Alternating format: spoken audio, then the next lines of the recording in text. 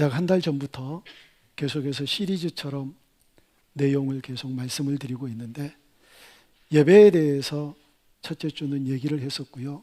그 다음에 기도에 대해서, 또 섬김에 대해서, 성찬 예식을 하고 난 다음에 지난주에는 어떻게 우리 공동체가 아름다운 교제의 공동체가 되어야 되는가에 대해서 말씀을 나누었습니다. 오늘은 순종이라고 하는 주제를 가지고 함께 말씀을 나눕니다. 순종이라고 얘기를 할 때 말씀을 전하는 사역자도, 그리고 말씀을 듣는 여러분도 왜곡해서 생각할 수 있는 여지가 있는 단어가 바로 순종이에요. 왜냐하면 말씀을 전하는 사역자들이 순종을 얘기하면서 말 잘 들어야 돼, 무조건 말 잘 들어야 돼, 그러면서 그 말을 자기의 유익이나 진리가 아닌 다른 것을 요구하고 자기의 어떤 무엇을 성취하기 위해서 순종을 요구하는 그런 왜곡된 경우들이 있거든요. 듣는 입장에서는요, 순종 그러면 저거 목사 말 잘 들으라고 그러는 거야. 그래서 아예 이 말씀을 터부시하고 말씀을 들으려고 하지 않는 그런 경향이 있는 것도 사실이거든요. 이게 전하는 사람도 듣는 사람도 이걸 왜곡하지 말아야 돼요. 근데 중요한 건 왜 여기에서 강단에서 순종을 얘기할까? 사람들이 그렇게 생각하는 것처럼 그래, 목사 말 잘 들으라는 거야, 그렇게 생각할 수 있는데 그게 맞거든요. 왜 맞는지, 하나님께서 이스라엘 백성들에게 제발 내 말을 좀 잘 들어라. 그런데 이스라엘 백성들이 하나님의 말씀에 순종하지 않았어요. 불순종했던 이스라엘 백성들에게 하나님께서 뭐라고 말씀하셨는지 예레미야 26장 4절 말씀을 우리 함께 같이 읽습니다. 너는 그들에게 이와 같이 이르라.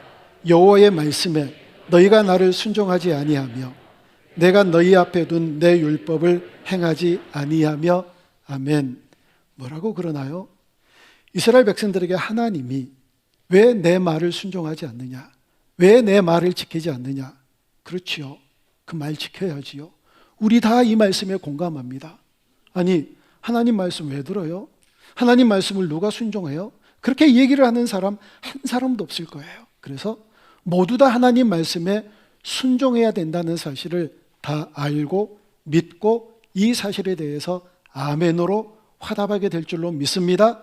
하나님의 말씀이니까요. 그러면 4절 바로 뒤에 있는 5절에서 뭐라고 얘기를 하고 있는지 또 읽습니다.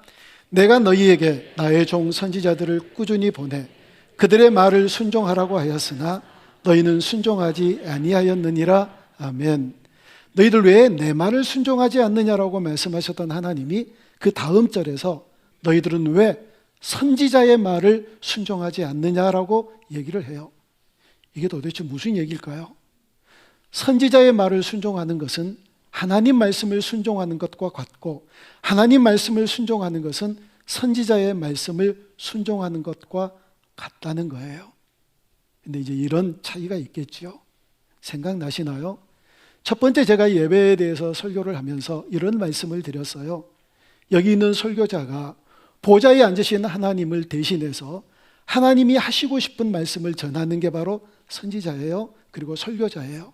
그런데 정말 하나님 마음에 딱 맞는 말씀을 제가 선포하면 뒤에서 들으시는 하나님께서 그래, 맞아, 내가 바로 그 말씀을 전하고 싶었어, 맞아, 그건 내 뜻이야, 합당해, 정말 맞는 얘기 딱 맞게 내 대신 네가 선포해 주는구나, 이렇게 좋아하실 거예요. 그런데 전혀 그와 다르게 하나님 마음, 하나님의 뜻과는 전혀 상관없이 설교자가 자기 임의대로 말씀을 만약에 전한다면 하나님이 뒤에서 어떻게 하신다고요? 아니야, 그거 내 뜻 아니야, 내가 전하고 싶은 얘기 아니야. 얼마나 발 동동 구르고 계실까요? 그래서 하나님의 마음을 잘 담아서 하나님께서 우리에게 들려주시고 싶은 그 하나님의 뜻을 잘 전달하는 게 설교자의 몫이거든요. 그러니까 그 말씀 잘 들어야 된다는 거예요. 하나님의 말씀을, 그 말씀이 저를 통해서 나올 때 하나님의 마음에 똑같은 합한 말씀이 선포되어지면 여러분들은 그 말씀에 순종해야 된다는 얘기를 예레미야 26장 3절고 4절에서 얘기를 합니다. 그리고 8절에서는 또 이렇게 얘기를 합니다. 우리 8절 말씀 같이 읽습니다. 예레미야가 여호와께서 명령하신 말씀을 모든 백성에게 전하기를 마침에 제사장들과 선지자들과 모든 백성이 그를 붙잡고 이르되 네가 반드시 죽어야 하리라. 아멘. 여러분 보세요. 하나님의 말씀을 순종하지 않는 백성들에게 너희들 왜 예레미야의 말에 순종하지 않느냐라고 얘기를 했으면 하나님의 말씀과 예레미야의 말이 똑같거든요. 그러면 왜 예레미야만 죽여요? 예레미야 지금 죽이려고 그러잖아요. 하나님부터 먼저 죽여야 되지 않나요? 근데 하나님은 손대지를 못하는 거예요. 근데 이게 똑같다는 사실을 모른 채 예레미야에게 너 죽어야 되리라 라고 얘기를 하고 있잖아요. 순종이라고 그럴 때 대부분 두 종류의 사람들이 있는 것 같아요. 하나는 주님, 제가 순종하기를 원해요. 아예 순종할 준비가 되어 있는 그런 분들이 계세요. 주님 또 말씀해 주실 것 없나요? 제가 그 말씀에 순종하고 싶어요. 이렇게 하나님의 말씀에 적극적으로 순종하기를 원하는 사람들이 있는가 하면 순종, 그건 하면 안 돼. 그저 무조건 순종하는 것은 줏대 없는 사람들이 하는 거야. 순종하는 건 그건 옳지 않아. 우리는 리더를 그리고 설교자를 목회자를 견제하기 위해서 존재하는 사람들이야. 이렇게 생각하는 사람들이 있을 수 있거든요. 그럴 때마다 제가 얘기를 해요. 여러분 잘 들어오십시오. 목회자가 리더가 진리에 벗어나면 본질에 어긋나면 불의하면 여러분 순종하지 마십시오. 그런 사람들에게 순종하니까 잘못된 목회자들 때문에 한국교회가 욕을 얻어먹어요. 그러나 진리 안에서 말씀을 선포하거든 본질 안에서 여러분들에게 뭔가 하나님 나라를 위하여 이런저런 사역들을 하자고 요청하거든 그리고 리더가 불의하지 않거든 그때는 적극적으로 순종해야 그 공동체가 아름다운 공동체가 되고 하나님 나라를 멋지게 일구어가는 복된 공동체가 되어질 줄로 믿습니다. 저희 교회가 작년인가 코로나 시대에 139명의 임직자들을 뽑을 때요 제가 교회는 나오지 못한 성도님들에게 메시지를 보내면서 전자투표를 했어요. 그러면서 말씀드린 게 있었지요. 139명을 뽑는데 누가 누구인지 알아요. 심지어는요 어떤 사람들은 뽑으라고 그러면 화를 내요. 어떻게 한두 사람이면 그래도 좀 점을 쳐서라도 이렇게 해볼 수 있겠는데 139명 누가 누군지를 알고 어떻게 뽑아요? 라고 신경질을 내는 그런 분들도 계시거든요. 그래서 말씀을 드렸지요. 당회원이 기도하면서 이런 사람들은 정말 이 직분자에 걸맞는 분입니다. 믿고 뽑아주십시오 했었을 때 거의 95% 이상이 139명이 다 찬성을 해서 임직자가 뽑힌 적이 있었거든요. 놀랬어요. 이게 바로 순종이거든요. 이게 바로 서로 신뢰관계가 이미 구축돼 있다는 거예요. 그런 교회가 건강한 교회고요. 여러분 그래서 이 순종은 아예 우리 마음속에 순종할 준비가 되어 있을 때 그 순종이 복이 되고 우리에게 유익이 되어질 줄로 믿습니다. 기억하십시오. 진리에 벗어나면 순종하지 마십시오. 본질이 아닌 것에 마음 쏟지 마십시오. 불의하면 마음을 갖다 돕지 마십시오. 그러나 진리 안에서 본질 안에서 불의하지 아니하고 열심히 뭔가를 앞서 일하면서 나 따르라 라고 얘기했을 때 주님 따라가듯 그렇게 따라가는 순종의 사람들이 다 되어줄 수 있기를 주님의 이름으로 축복합니다. 여러분 오늘 본문 이 신명기 28장을 복장이라고 그래요. 복. 고린도전서 13장은 사랑장이라고 얘기하고 히브리서 11장을 믿음장이라고 얘기하는 것처럼 신명기 28장을 복장이라고 얘기하는데 신명기 28장은 1절부터 68절까지 있어요. 근데 너희들이 순종하면 복 받는다라고 하는 얘기는 1절부터 14절까지밖에 아니고요. 불순종하면 너희들이 저주를 받는다는 얘기가 15절부터 68절까지나 있어요. 근데 훨씬 더 많이 있는데 이걸 복장이라고 얘기하거든요. 어떤 얘기들이 실려 있을까요? 오늘 본문 2절을 우리 다시 한번 같이 읽어봅니다. 내가 네 하나님 여호와의 말씀을 청종하면 이 모든 복이 내게 임하여 내게 이르리니. 아멘. 여러분, 여기에서 복이라고 하는 히브리어 단어는요, 바라크라고 발음을 하는데 관계, 무릎을 꿇는다, 이런 의미가 있어요. 우리가 생각하는 복이라고 하는 이미지와 좀 다르지요? 관계래요. 근데 이게 맞는 게 아무리 많은 것을 가졌다 할지라도 한 가족 공동체가 서로 싸우고 갈등하고 너 죽네 나 죽네 하고 싸우면 사람들이 뭐라고 그러지요? 지옥 같네 그러거든요. 그런데 뭘 가진 것 없어도 너무너무 서로 말씀대로 사랑하고 서로 이해하고 서로 존중하고 그래서 늘 행복한 웃음이 그치지 않으면 천국 같다라고 그러잖아요. 그러니까 어떻게 우리 주님과 올바른 관계를 맺고 우리 주님께 어떻게 순종하느냐에 따라서 행복과 불행이 달라진다는 거예요. 그게 복이잖아요. 당자 보세요. 아버지의 관계를 끊고 갔었을 때 아버지의 상속분으로 인하여서 쾌락을 즐기고 세상을 즐길 때 재미있었겠지요. 그런데 그 돈 다 떨어지니까 비참한 인생을 살아가잖아요. 관계는 끊어졌고 이스라엘 백성들이 가장 혐오하는 짐승이 돼지예요. 근데 그 돼지를 치는 일을 감당했을 뿐만 아니라 돼지가 먹는 쥐염 열매조차도 못 먹어서 힘들어했던 이 탕자가 끊어졌던 아버지의 관계가 회복되고 다시 돌아옴으로 그 모든 삶이 다시 뒤바뀌잖아요. 관계예요. 하나님과의 관계가 끊어지고 불순종하면 모든 것이 재앙이고 힘들고 고통스럽지만 하나님과의 관계가 회복되어지면 그때부터 진정한 복이 우리 가운데 있게 될 줄로 믿습니다. 아담도 마찬가지였어요. 하나님과 관계가 끊어지니까 두려워서 숨었잖아요. 관계가 회복되어야지. 그래서 지금도 우리가 계속해서 그 끊어지는 관계를 회복하기 위해서 노력하는 중이잖아요. 하나님과의 관계가 순종과 불순종의 척도가 된다는 얘기입니다. 왜냐하면 하나님이 힘이세요. 우리가 잘 아는 시편 18편 1절은 얘기하잖아요. 나의 힘이신 여호와여, 나의 힘이신 여호와여. 그 힘이 하나님이세요. 그러니 하나님과의 관계가 온전해야 진정한 행복이 그리고 진정한 순종의 삶이 우리 가운데 있게 될 줄로 믿습니다. 이를 위해서 해야 될 것이 무엇인가에 대해서 오늘 본문 1절이 우리에게 설명해 줍니다. 우리 1절 다시 한번 같이 읽습니다.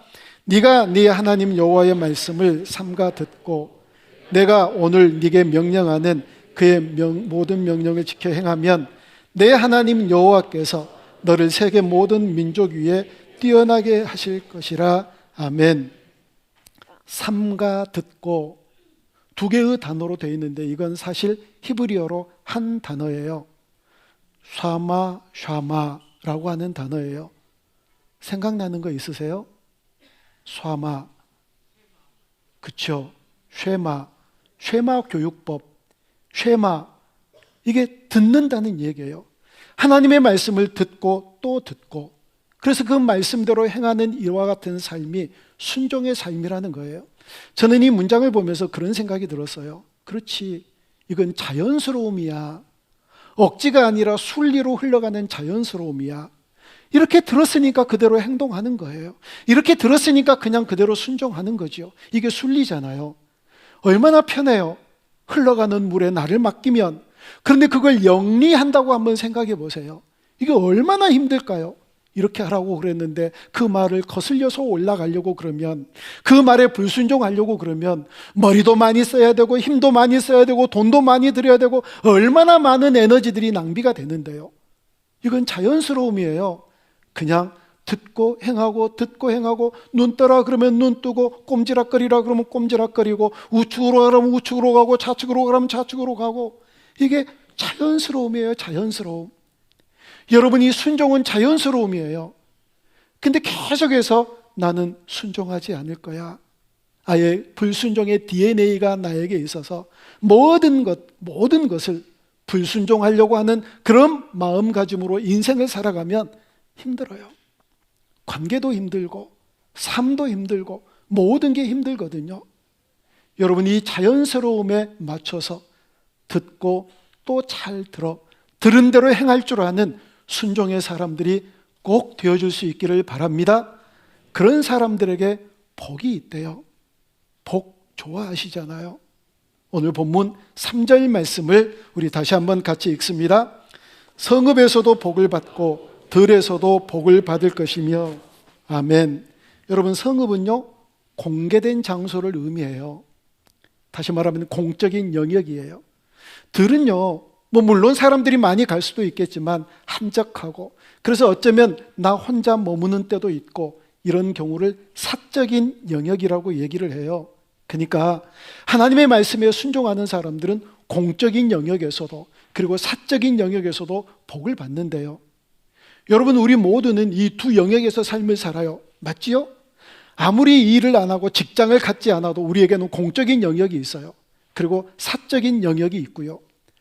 들에서도 성읍에서도 복을 받는다는 것은 모든 공적인 영역과 사적인 영역에서도 복을 받는다는 얘기예요.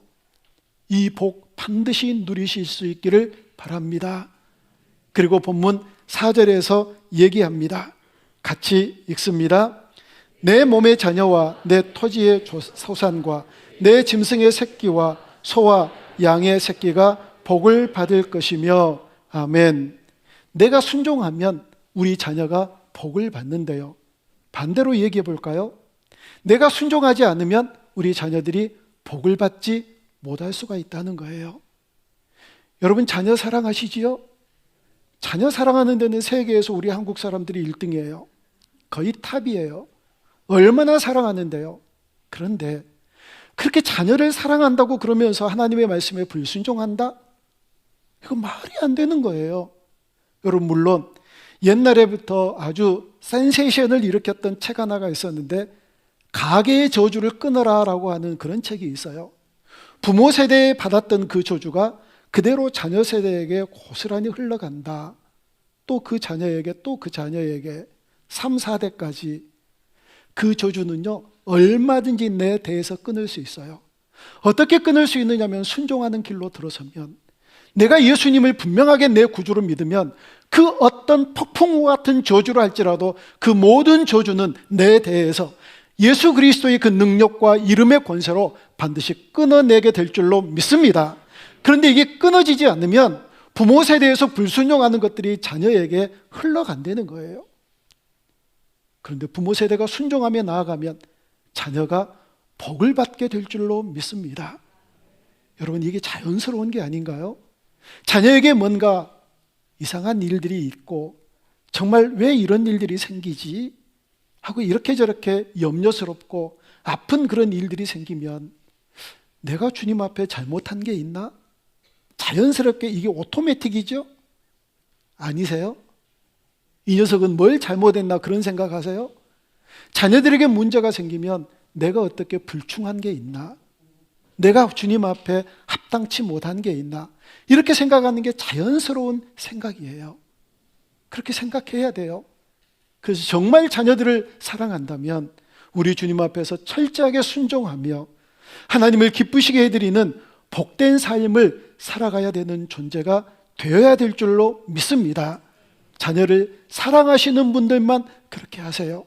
사랑하지 아니하신 분들은 그냥 여러분 소견에 옳은 대로 하시면 됩니다.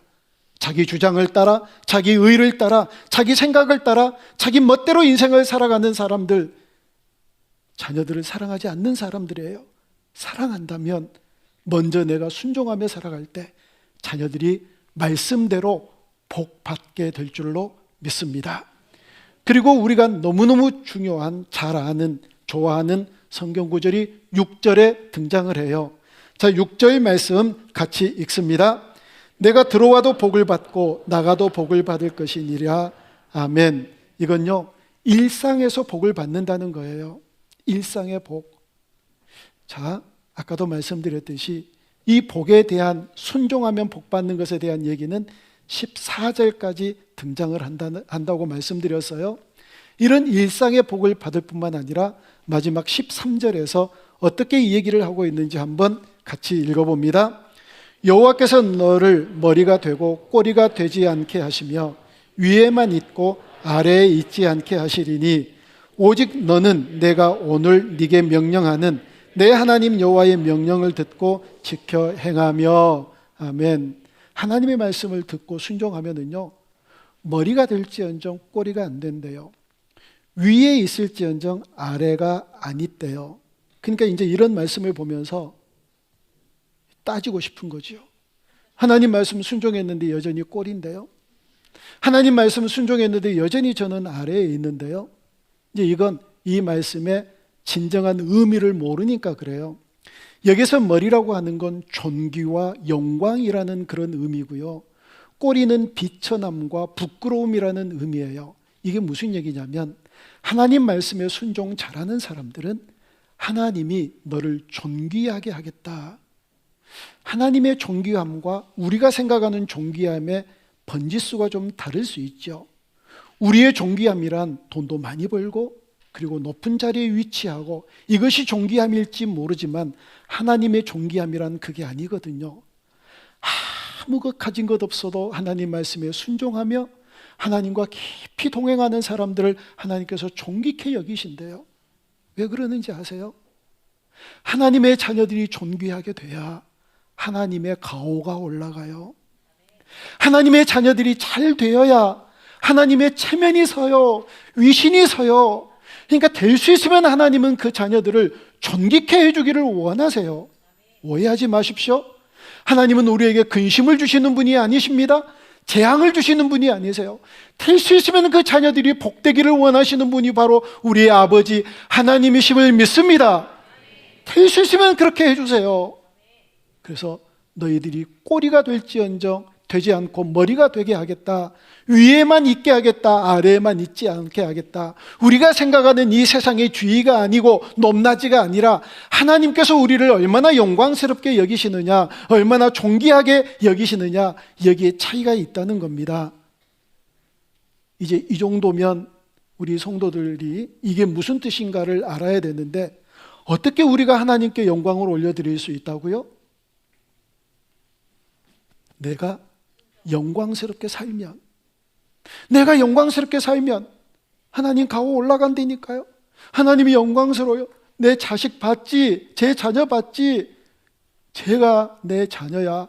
내가 제 아버지야. 근데 어떤 아빠가 아들한테 너 나 아빠라고 말하지 마. 누구한테? 그런 분들 계세요? 아니, 그러고 싶은 분 계시거든요. 걔 아빠라고 얘기하기가 싫은 거예요. 걔 엄마라고 얘기가 하기 싫은 거예요. 우리 친구들끼리 가끔씩 좀 창피한 일하면 그렇게 얘기하거든요. 너 나 안다고 얘기하지 마, 다른 사람한테. 하나님은요, 그 자녀가 영광스러우면 하나님이 자꾸 쟤 내 아이야, 내 자녀야, 내가 걔 아버지야, 내가 걔 아버지라고 그러면서 흐뭇해 하시거든요. 바로 이게 너희들이 머리가 될지언정 꼬리가 되지 않는다. 위에 있고 아래에 있지 않겠다라는 말씀이에요. 그리고 14절을 우리 다시 읽어봅니다. 14절이에요. 내가 오늘 너희에게 명령하는 그 말씀을 떠나 좌로나 우로나 취치지 아니하고 다른 신을 따라 섬기지 아니하면 이와 같으리라. 아멘. 내가 오늘이에요. 오늘, 바로 지금. 어떤 부부가 성지순례를 하려고 이렇게 준비를 하고 있는데 아내가 그러더래요. 여보, 나 성지순례하면서 시내산에 올라가면 십계명을 애울 거야. 그러니까 남편이 시내산에 올라가서 애우려고 하지 말고 지금 외워봐. 지금, 오늘. 하나님은 늘 오늘, 언제부터가 아니라 오늘, 지금부터 순종하기를 원하세요. 사랑하는 여러분, 한국 기독교가 뭐가 문제인지 아세요?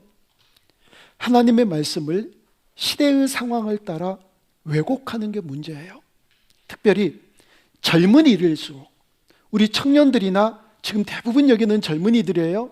젊은이들일수록 이 시대의 상황에 굉장히 민감해가지고 아주 기가 막히게 하나님의 말씀을 자기 기준으로 해석을 하고 왜곡하고 하나님의 말씀을 시대의 상황 따라서 기가 막히게 편집하는 기술이 탁월해가지고 그걸 잘 편집해서 자기 멋대로 하나님의 말씀을 받아들이려고 하는 그런 경향들이 있다는 거예요. 조금 괜찮은 어떤 사람들이 그럴싸한 얘기들로 하나님의 말씀과 반드시 어긋나는데 그럴싸한 말씀으로 말로 주장하면 자기의 마음을 홀라당 뺏기는 그런 사람들이 대부분 젊은 사람들이에요. 동성애 같은 게 마찬가지예요. 말씀드렸잖아요. 그럴싸한 단어들을 동원해가지고 하면 거기에 마음을 뺏겨요. 하나님의 말씀이 아닌 것은 아니어야 돼요. 풀은 마르고 꽃은 시들지만 하나님의 말씀은 영원할 줄로 믿습니다. 시대의 상황에 따라서 말씀이 변하지 않아요. 환경에 따라서 바뀌지 않아요. 어떤 상황에 따라서 하나님의 말씀이 변하지 않아요. 하나님의 말씀은 영원하거든요. 그래서 너희들의 유익을 위해서, 너희들의 어떤 목표를 위해서 거짓말하지 말라라고 말씀하셨으면 그 말씀에 순종해서 거짓말하지 말아야지요. 너희들이 지독하게 미워하는 그런 사람들이 있어도 그들을 용서하라고 말씀하셨으면 아무리 미워하는 마음들이 가시지를 않아도 주님 말씀 그렇게 하셨으니 그 순종하는 마음으로 모든 증오를 털어내고 사랑으로 하나 되는 그런 공동체 되어야지요. 성경 말씀에서 너희들이 빛이 되고 소금 되라고 말씀하셨으니 계속해서 어두움 가운데서 삶을 살고 싶어도 믿지 않는 세상 사람들에게 내가 그리스도인이라고 하는 것을 드러내지 않고 내 정체성을 감추면서 슬슬 세상 사람들과 똑같은 코드를 맞춰서 살고 싶어도 빛이 되라고 하셨으니 소금 되라고 하셨으니 분명한 빛된 소금된 삶을 살아내야지요. 순종하면서요. 주님이 내 마음 들여다보고 계시고 우리의 마음 속에 계신다고 그러시니 아무에게도 들키지 않는 마음이지만 그러나 주님 앞에서 사는 것처럼 내 속에 악한 생각들, 더러운 마음들이 자리 잡지 못하도록 전부 다 허이 쫓아내고 정말 주님이 내 안에 거하시기에 정말 좋은 환경, 마음밭을 날마다 조성하며 살아야지요. 이 세상에서 오직 예수 그리스도, 믿음의 주요 온전케 하신 예수 그리스도를 바라보며 살라고 그랬으면 세상의 어떤 목표를 바라보지 아니하고 정말 주님 바라보며 얽매이기 쉬운 것 모든 죄를 떨쳐버리고 인내로서 우리 앞에 당한 경주를 잘 경주해서 승리해야지요. 순종하라고 하셨으니까 부모 공경하라고 그랬으면 해야지요.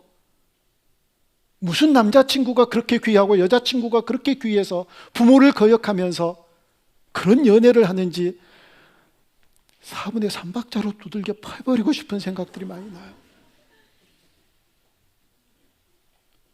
부모 공경하라는 게 뭔지 아세요? 부모를 공경하라고 그러면서 너희들이 하나님을 공경하는가 보자 하고 부모를 공경하라고 하는 건지 모르세요? 그걸 몰라요.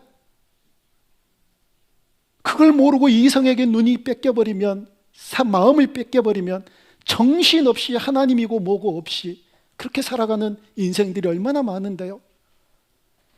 그래서 하나님 잘 믿는데요, 천만에요. 나도 해봐서 알아요. 하나님이고 뭐고 없이 전부 다 마음을 다 빼앗겨버린 채 공경하라고 그랬으면 공경해야지요. 아니 그걸 통해서 너희들이 하나님을 공경한가 그렇지 않는가를 보신다니까요. 하나님이 그걸 통해서 보셔요. 그런데 불순종하고 순종의 길을 떠나서 모든 사람들을 고통스럽게 하고 자기도 고통스럽고 영리하면서 인생을 살아가야 되니까 얼마나 힘들어요. 그런 힘든 인생을 살아가는 사람들이 있는 이유는 순종하지 않으니까요. 여러분, 우리 모두는 복받기를 원해요. 다 마찬가지예요. 복받기 원하지 않는 사람은 없어요. 아니, 하나님이 세상을 창조하시고 사람을 만들고 첫 번째 주신 말씀이 너희들에게 복이 있다, 너희들에게 복 주시기를 원한다, 이게 하나님 마음이에요. 그러니까 우리가 복받기를 원하지요. 그런데 중요한 건 순종과 복이 한 세트예요. 복은 그렇게 받기를 원하면서도 순종하지 않는다? 우스는 거예요. 말이 안 되는 거예요. 기억하십시다. 순종과 복은 한 세트예요. 이건 함께 굴러가요. 복 받기를 원하면 반드시 하나님 말씀에 순종하실 수 있기를 바랍니다. 순종이 안 되거든 기도하십시오. 예수님, 어떻게 하나님이시면서 이 낮고 천한 인간의 몸으로 오셔서 죽기까지 하셨나요? 그 예수님이 입으셨던 순종의 옷을 내게도 입혀주십시오. 그래서 순종할 때 통장 잔고가 늘어나지 않아도, 아파트 평수가 달라지지 않아도, 살림살이 변하지 않아도 놀라운 복을 받아 누리며 행복한 인생길을 걸어가게 될 줄로 믿습니다.